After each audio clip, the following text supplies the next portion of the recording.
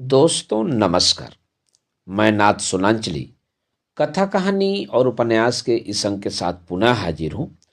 दोस्तों लीजिए सुनिए प्रेमचंद की लिखी हुई मानसरोवर भाग 1 से कहानी पूस की रात का वाचन मेरे अर्थात नाथ सुनांचली के स्वर में। हल्कू ने आकर स्त्री से कहा, सहना आया है, लाओ जो रुपए रखे हैं उसे दे दो, किसी तरह गला तो छूटे। मुन्नी झाड़ू लगा रही थी, पीछे फिरकर बोली, 3 ही रुपए हैं, दे दोगे तो कंबल कहां से आवेगा? माघ पूस की रात हार में कैसे कटेगी? उसे कह दो फसल पर दे देंगे, अभी नहीं। हल्कू एक क्षण अनिश्चित दशा में खड़ा रहा। पूस सिर पर आ गया। कंबल के बिना हार में रात को वह किसी तरह सो नहीं सकता, मगर सहना मानेगा नहीं। घुड़कियां जमावेगा, गालियां देगा। बला से जाड़ों में मरेंगे, बला तो सिर से टल जाएगी। यह सोचता हुआ वह अपना भारी भरकम डील लिए, जो उसके नाम को झूठ सिद्ध करता था, स्त्री के समीप आ गया और खुशामद करके बोला, दे दे, गला तो छूटे। कंबल के लिए कोई दूसरा उपाय सोचूंगा। मुन्नी उसके पास से दूर हट गई और आंखें तरेरती हुई बोली, कर चुके दूसरा उपाय, जरा सुनो तो, कौन सा उपाय करोगे? कोई खैरात दे देगा कंबल? न जाने कितनों की बाकी है जो किसी तरह चुकने की नहीं आती। मैं कहती हूं तुम क्यों नहीं खेती छोड़ देते? मर मर कर काम करो, उपज हो तो बाकी दे दो। चलो छुट्टी हुई, बाकी चुकाने के लिए ही तो हमारा जन्म हुआ है। पेट के लिए मजूरी करो, ऐसी खेती से बाज आए। मैं रुपए न दूंगी, न दूंगी तो न दूंगी। हल्कू उदास होकर बोला, तो क्या गाली खाऊं? मुन्नी ने तड़प कर कहा, गाली क्यों देगा? क्या उसका राज है? मगर यह कहने के साथ ही उसकी तनी हुई भौहें ढीली पड़ गई। हल्कू के उस वाक्य में जो कठोर सत्य था, वह मानो एक भीषण जंतु की भांति उसे घूर रहा था। उसने जाकर आले पर से रुपए निकाले और लाकर हल्कू के हाथ पर रख दिए। फिर बोली, तुम छोड़ दो अब की से खेती। मजूरी में सुख से एक रोटी तो खाने को मिलेगी, किसी की धौस तो न रहेगी। अच्छी खेती है, मजूरी करके लाओ, वह भी उसी में झोंक दो, उस पर यह धौस। हल्कू ने रुपए लिए और इस तरह बाहर चला मानो अपना हृदय निकाल कर देने जा रहा हो। उसने मजूरी से एक एक पैसा काट काट कर 3 रुपए कंबल के लिए जमा किए थे। वह आज निकले जा रहे थे। एक एक पग के साथ उसका मस्तक भारी दीनता के भार से दबा जा रहा था। पूस की अंधेरी रात, आकाश पर तारे भी ठिठुरते हुए मालूम होते थे। हल्कू अपने खेत के किनारे ऊख के पत्तों की एक छतरी के नीचे बांस के खटोले पर अपनी पुरानी गाढ़े की चादर ओढ़े पड़ा कांप रहा था। खाट के नीचे उसका संगी कुत्ता जबरा पेट में मुंह डाले सर्दी से कुकूक कर रहा था। 2 में से एक को भी नींद न आती थी। हल्कू ने घुटनियों को गर्दन में चिपकाते हुए कहा, क्यों जबरा, जड़ा लगता है? कहता तो था घर में पुआल पर लेट रह, तो यहां क्या लेने आए थे? अब खाओ ठंड, मैं क्या करूं? जानते थे मैं यहां हलवा पूरी खाने आ रहा हूं? दौड़े दौड़े आगे आगे चले आए, अब रो नानी के नाम। जबरा ने पड़े पड़े 2 हिलाई और अपनी कुकू को दीर्घ बनाता हुआ एक बार जम्हाई लेकर चुप हो गया। उसकी स्वान बुद्धि ने शायद ताड़ लिया, स्वामी को मेरी कुकू से नींद नहीं आ रही है। हल्कू ने हाथ निकालकर जबरा की ठंडी पीठ सहलाते हुए कहा, कल से मत आना मेरे साथ, नहीं तो ठंडे हो जाओगे। यह राण पछुआ न जाने कहां से बर्फ लिए आ रही है। उठूं फिर एक चिलम भरूं, किसी तरह रात तो कटे। 8 चिलम तो पी चुका, यह खेती का मजा है। और एक एक भगवान ऐसे पड़े हैं जिनके पास जाड़ा जाए तो गर्मी से घबराकर भागें। मोटे मोटे गद्दे, लियाफ, कंबल। मजाल है जाड़े का गुजर हो जाए। तकदीर की खूबी, मजूरी हम करें, मजा दूसरे लूटें। हल्कू उठा, गड्ढे में से जरा सी आग निकालकर चीलम भरी। जबरा भी उठ बैठा। हल्कू ने चीलम पीते हुए कहा, पिएगा चीलम? जाड़ा तो क्या जाता है, जरा मन बदल जाता है। जबरा ने उसके मुंह की ओर प्रेम से छलकती हुई आंखों से देखा। हल्कू, आज और जाड़ा खा ले।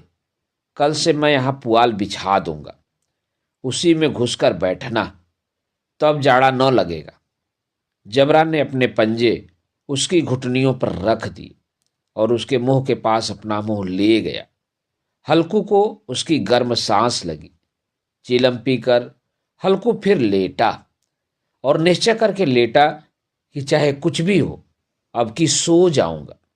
पर एक ही क्षण में उसके हृदय में कंपन होने लगी। कभी इस करवट लेटता, कभी उस करवट, पर जाड़ा किसी पिशाच की भांति उसकी छाती को दबाए हुए था। जब किसी तरह से न रहा गया तो उसने जबरा को धीरे से उठाया और उसके सिर को थपथपाकर उसे अपनी गोद में सुला लिया। कुत्ते की देह से जाने कैसी दुर्गंध आ रही थी, पर वह उसे अपनी गोद में चिपटाए हुए ऐसे सुख का अनुभव कर रहा था जो इधर महीनों से उसे न मिला था। जबरा शायद यह समझ रहा था कि स्वर्ग यही है, और हल्कू की पवित्र आत्मा में तो उस कुत्ते के प्रति घृणा की गंध न थी। अपने किसी अभिन्न मित्र या भाई को भी वह इतनी ही तत्परता से गले लगाता। वह अपनी दीनता से आहत न था जिसने आज उसे इस दशा में पहुंचा दिया था। इस अनोखी मैत्री ने जैसे उसकी आत्मा के सब द्वार खोल दिए थे और उनका एक एक अणु प्रकाश से चमक रहा था। सहसा जबरा ने किसी जानवर की आहट पाई। इस विशेष आत्मीयता ने उसमें एक नई स्फूर्ति पैदा कर दी थी जो हवा के ठंडे झोंकों को तुच्छ समझती थी। वह झपट कर उठा और छपरी से बाहर आकर भूखने लगा। हल्कू ने उसे कई बार चुमकार कर बुलाया, पर वह उसके पास न आया। हार में चारों तरफ दौड़ दौड़ कर भूखता रहा। एक क्षण के लिए भी आ जाता तो तुरंत ही दौड़ता। कर्तव्य उसके हृदय में अरमान की भांति उछल रहा था। 1 घंटा और गुजर गया। रात ने शीत को हवा से धधकाना शुरू किया। हल्कू उठ बैठा और दोनों घुटनों को छाती से मिलाकर सिर को उसमें छिपा लिया। फिर भी ठंड कम न हुई। ऐसा जान पड़ता था सारा रक्त जम गया है। धमनियों में रक्त की जगह हिम बह रहा है। उसने झुककर आकाश की ओर देखा। अभी कितनी रात बाकी है। सप्तर्षि अभी आकाश में आधे भी नहीं चढ़े। ऊपर आ जाएंगे तब कहीं यह सवेरा होगा। अभी पहर से ऊपर रात है। हल्कू के खेत से कोई एक गोली के टप्पों पर आमों का एक बाग था।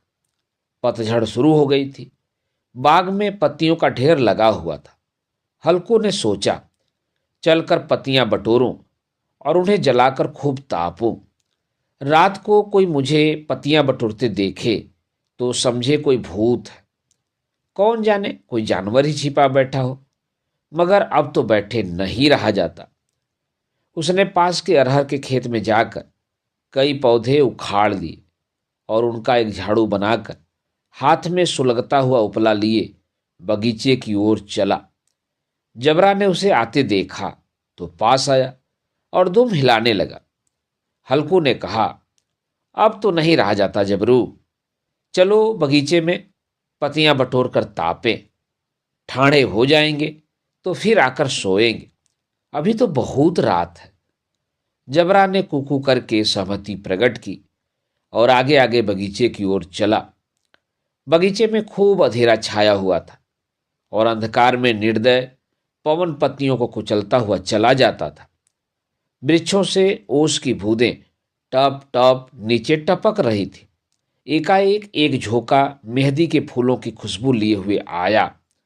हल्कू ने कहा, कैसी अच्छी महक आई जबरू, तुम्हारी नाक में भी तो सुगंध आ रही है। जबरा को कहीं जमीन पर एक हड्डी पड़ी मिल गई थी।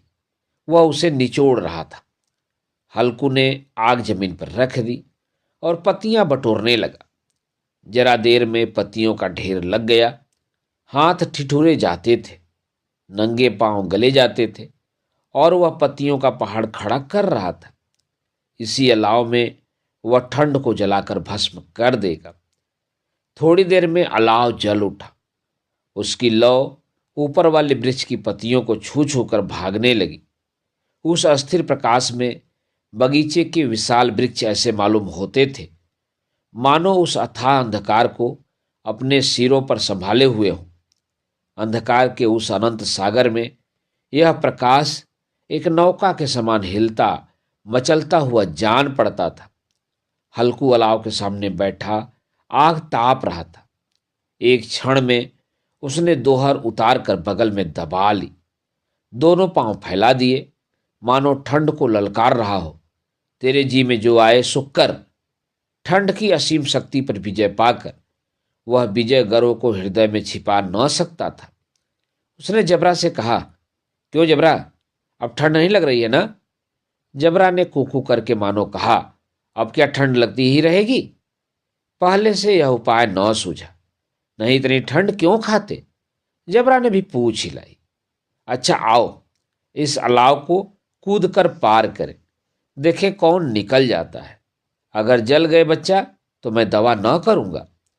जबरा ने उस अग्निराशि की ओर कातर नेत्रों से देखा। मुन्नी से कल कह न देना, नहीं तो लड़ाई करेगी। यह कहता हुआ वह उछला और उस अलाव के ऊपर से साफ निकल गया। पैरों में जरा लपट लगी, पर वह कोई बात न थी। जबरा आग के इर्द गिर्द घूमकर उसके पास आ खड़ा हुआ। हल्कू ने कहा, चलो चलो, यह सही नहीं, ऊपर से कूद कर आओ। वह फिर कूदा और अलाव के इस पार आ गया। पत्तियां जल चुकी थी। बगीचे में फिर अंधेरा छा गया था। राख के नीचे कुछ कुछ आग बाकी थी, जो हवा का झोंका आ जाने पर जरा जाग उठती थी, पर एक क्षण में फिर आंखें बंद कर लेती थी। हल्कू ने फिर चादर ओढ़ ली। गर्म राख के पास बैठा हुआ एक गीत गुनगुनाने लगा।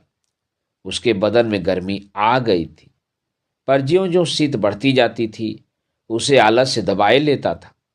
जबरा जोर से भूख कर खेत की ओर भागा। हल्कू को ऐसा मालूम हुआ कि जानवरों का एक झुंड खेत में आया है। शायद नीलगांवों का झुंड था। उनके कूदने दौड़ने की आवाजें साफ कान में आ रही थी। फिर ऐसा मालूम हुआ कि खेत में चर रही है। उनके चबाने की आवाज चर चर सुनाई देने लगी। उसने दिल में कहा, नहीं, जबरा के होते कोई जानवर खेत में नहीं आ सकता। नोच ही डाले, मुझे भ्रम हो रहा है। कहाँ, अब तो कुछ सुनाई नहीं देता। मुझे भी कैसा धोखा हुआ। उसने जोर से आवाज लगाई, जबरा, ए जबरा। जबरा भुगता रहा, उसके पास न आया। फिर खेत के चरे जाने की आहट मिली। अब वह अपने को धोखा न दे सका। उसे अपनी जगह से हिलना जहर लग रहा था। कैसा दंदनाया हुआ था। इस जाड़े पाले में खेत में जाना, जानवरों के पीछे दौड़ना असहजान पड़ा। वह अपनी जगह से न हिला। उसने जोर से आवाज लगाई, लिहो लिहो लिहो। जबरा फिर भूख उठा। जानवर खेत चर रहे थे। फसल तैयार है। कैसी अच्छी खेती थी, पर ये दुष्ट जानवर उसका सर्वनाश किए डालते हैं। हल्कू पक्का इरादा करके उठा और 2-3 कदम चला, पर एकाएक हवा का ऐसा ठंडा चुभने वाला बिच्छू के डंक का सा झोंका लगा कि वह फिर बुझते हुए अलाव के पास आ बैठा और राख को कुरेद कर अपनी ठंडी देह को गरमाने लगा। जबरा अपना गला फाड़ डालता था। नीलगायें खेत का सफाया किए डालती थी और हल्कू गर्म राख के पास शांत बैठा हुआ था। अकर्मता ने रस्सियों की भांति उसे चारों तरफ से जकड़ रखा था। उसी राख के पास गर्म जमीन पर वह चादर ओढ़कर सो गया। सवेरे जब उसकी नींद खुली तब चारों तरफ धूप फैल गई थी और मुन्नी कह रही थी, क्या यार सोते ही रहोगे? तुम यहाँ आकर रम गए और उधर सारा खेत चौपट हो गया। हल्कू ने उठकर कहा, क्या तू खेत से होकर आ रही है? मुन्नी बोली, हाँ, सारे खेत का सत्यानाश हो गया। भला ऐसा भी कोई सोता है? तुम्हारे यहाँ मड़ैया डालने से क्या हुआ? हल्कू ने बहाना किया, मैं मरते मरते बचा। तुझे अपने खेत की पड़ी है। पेट में ऐसा दर्द हुआ कि मैं ही जानता हूं। दोनों फिर खेत की डांड पर आए। देखा, सारा खेत रौदा पड़ा हुआ है और जबरा मड़ैया के नीचे चित लेटा है, मानो प्राण ही न हो। दोनों खेत की दशा देख रहे थे। मुन्नी के मुख पर उदासी छाई थी, पर हल्कू प्रसन्न था। मुन्नी ने चिंतित होकर कहा, अब मजूरी करके मालगुजारी भरनी पड़ेगी। हल्कू ने प्रसन्न मुख से कहा, रात को ठंड में यहां सोना तो न पड़ेगा। दोस्तों, अभी आप सुन रहे थे प्रेमचंद की लिखी हुई मानसरोवर भाग 1 से कहानी पूस की रात का वाचन। दोस्तों, और भी किस्से, कहानी और उपन्यास सुनने के लिए आप मेरे साथ कथा, कहानी और उपन्यास के साथ जुड़े रहें। धन्यवाद। नमस्कार।